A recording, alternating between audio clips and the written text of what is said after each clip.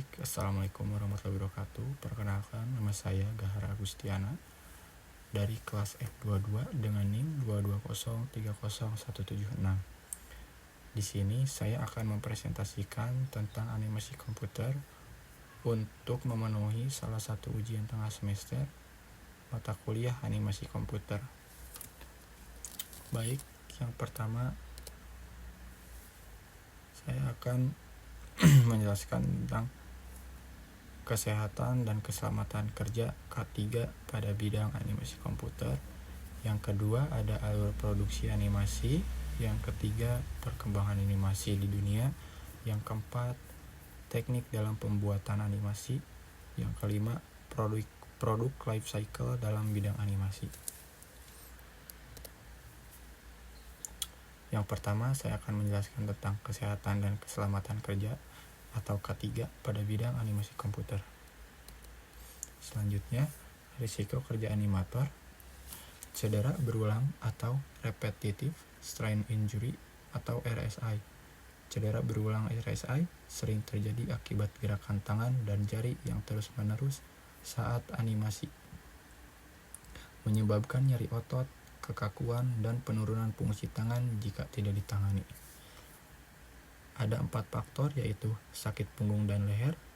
Sakit punggung dan leher sering terjadi akibat posisi duduk yang salah dan penggunaan perangkat tanpa ergonomi, menyebabkan ketegangan otot dan penurunan produktivitas animator. Selanjutnya, kelelahan mata, eye strain. Kelelahan mata akibat menatap layar komputer terus-menerus dapat menyebabkan mata kering, pandangan kabur, dan sakit kepala. Sehingga penting melakukan istirahat rutin serta pengaturan pencahayaan optimal. Selanjutnya, stres kerja. Stres kerja pada animator disebabkan tekanan deadline ketat, tuntutan kreativitas tinggi, dan jam kerja panjang yang dapat menurunkan kualitas kerja dan kesehatan mental. Yang terakhir, risiko listrik dan alat elektronik. Risiko listrik meliputi sengatan listrik akibat kabel rusak atau penggunaan alat elektronik yang tidak sesuai standar, berpotensi dan menyebabkan cedera serius atau kebakaran di lingkungan kerja animator. Selanjutnya, penerapan K3. Ergonomi tempat kerja. Penataan meja dan kursi harus sesuai postur tubuh untuk mengurangi risiko cedera otot dan tulang. Pengaturan pencahayaan dan ventilasi juga penting untuk kenyamanan dan kesehatan pekerja animasi. Selanjutnya, manajemen waktu atau metode 20-20-20. Manajemen waktu dengan metode 20-20-20 mencegah kelelahan mata bagi pekerja animasi, meningkatkan fokus dengan produktivitas dengan istirahat rutin, mengalihkan pandangan setiap 20 menit selama 20 detik ke objek 20 kaki. Selanjutnya, peregangan rutin. Peregangan rutin membantu mencegah ketegangan otot dan cedera akibat posisi duduk lama, meningkatkan sirkulasi darah, serta menjaga konsentrasi dan produktivitas dalam bidang animasi komputer. Selanjutnya, keamanan peralatan. Peralatan komputer harus rutin diperiksa dan dipelihara untuk mencegah kerusakan, memastikan kabel aman, serta menghindari risiko kebakaran dan kecelakaan listrik selama proses produksi animasi. Yang terakhir, kesehatan mental. Pentingnya menjaga kesehatan mental dalam animasi komputer, termasuk manajemen stres, istirahat teratur, serta dukungan tim untuk mencegah kelelahan dan meningkatkan produktivitas kerja. Selanjutnya, yang kedua, alur produksi animasi. Pre-production. Di sini ada 4. Yang pertama, ada ide dan konsep. Pada tahap ide dan konsep, penting melakukan brainstorming kreatif dan riset untuk memastikan gagasan orisinal dan sesuai kebutuhan klien serta mengidentifikasi potensi risiko K3 sejak awal. Yang kedua, naskah atau skrip dan storyboard. Naskah dan storyboard sangat penting untuk perencanaan visual dan narasi, memastikan alur cerita jelas, efisien, serta mengidentifikasi potensi risiko keselamatan kerja sejak awal produksi. Yang ketiga, perencanaan produksi Ada jadwal, tim, dan biaya. Perencanaan produksi mencakup penjadwalan rinci, pembentukan tim yang kompeten, serta estimasi biaya akurat untuk memastikan kelancaran dan efisiensi proses animasi sejak tahap awal. Yang terakhir, animatik dan desain karakter dan lingkungan. Animatik membantu visualisasi alur cerita secara kasar, mendeteksi potensi risiko kerja, sementara desain karakter dan lingkungan memastikan keamanan ergonomis dan penggunaan alat sesuai standar K3. Production dan post-production. Yang pertama ada modeling 3D atau drawing 2D dan rigging.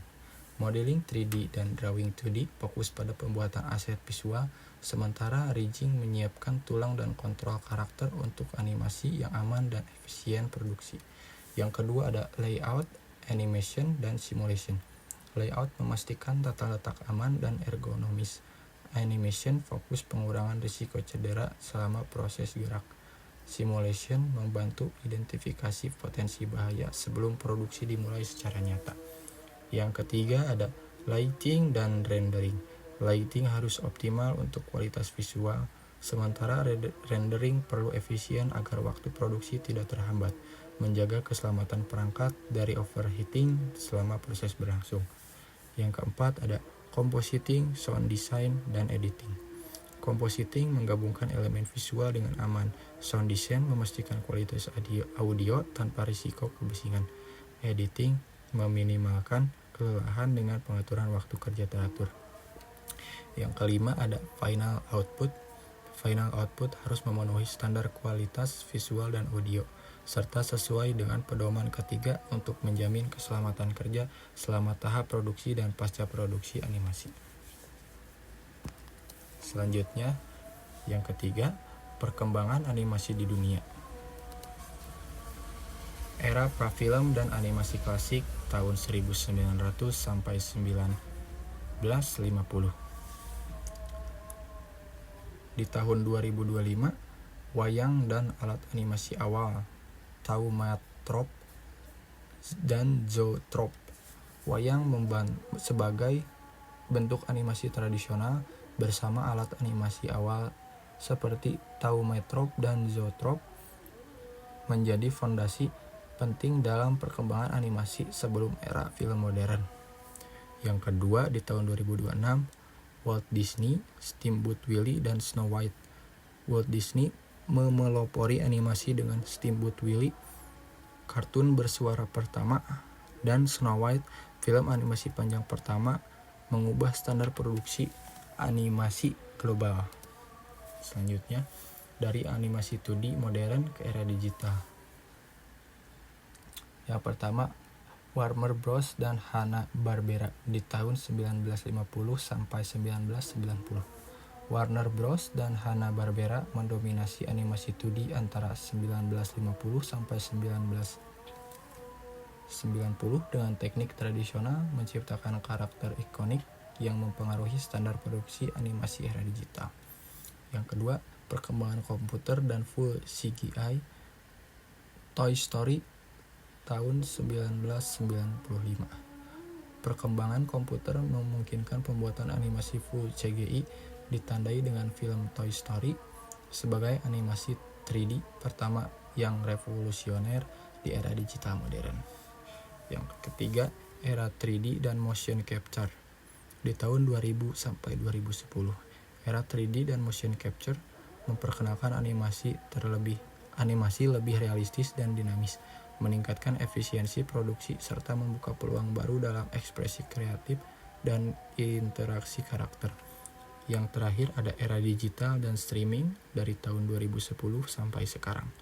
Era digital menghadirkan platform streaming yang mempercepat distribusi animasi, meningkatkan akses global dan mendorong inovasi teknis dalam produksi animasi modern.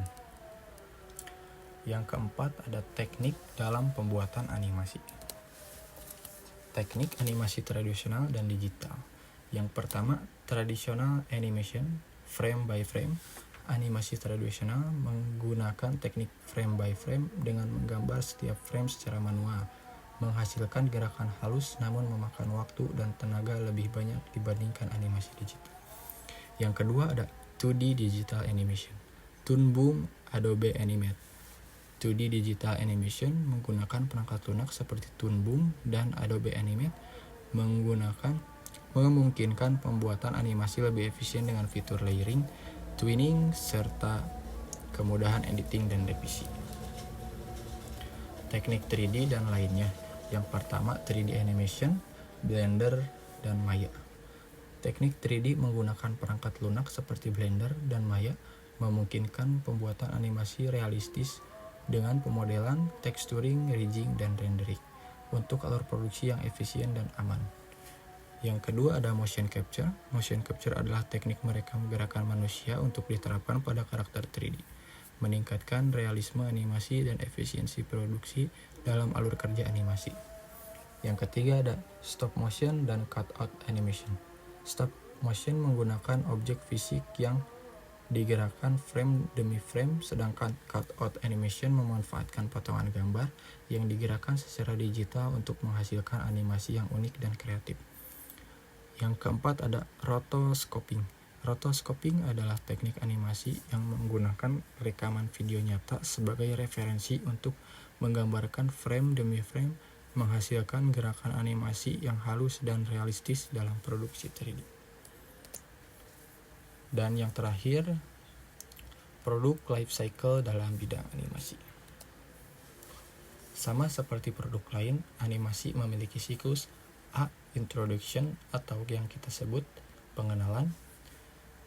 Yang pertama ada ide muncul, perencanaan cerita, konsep awal, trailer pertama dirilis, promosi mulai kecil. Selanjutnya B. Growth atau yang kita ketahui pertumbuhan. Produksi berjalan, popularitas mulai naik, merchandise, teaser, campaign marketing. Selanjutnya C. Maturity atau puncak, animasi dirilis dan mencapai puncak penonton. Selanjutnya banyak kerjasama, penjualan tinggi, franchise berkembang, atau sequel dan series. Yang keempat D. Decline atau penurunan, minat penonton menurun, hanya fans setia yang mengikuti, produk berhenti dipromosikan. Yang terakhir E. Recycle atau rebite, opsional. Yang pertama ada reboot, remake, dan spin-off. Dan yang terakhir produk dihidupkan kembali karena nostalgia. Baik, mungkin hanya itu saja yang dapat saya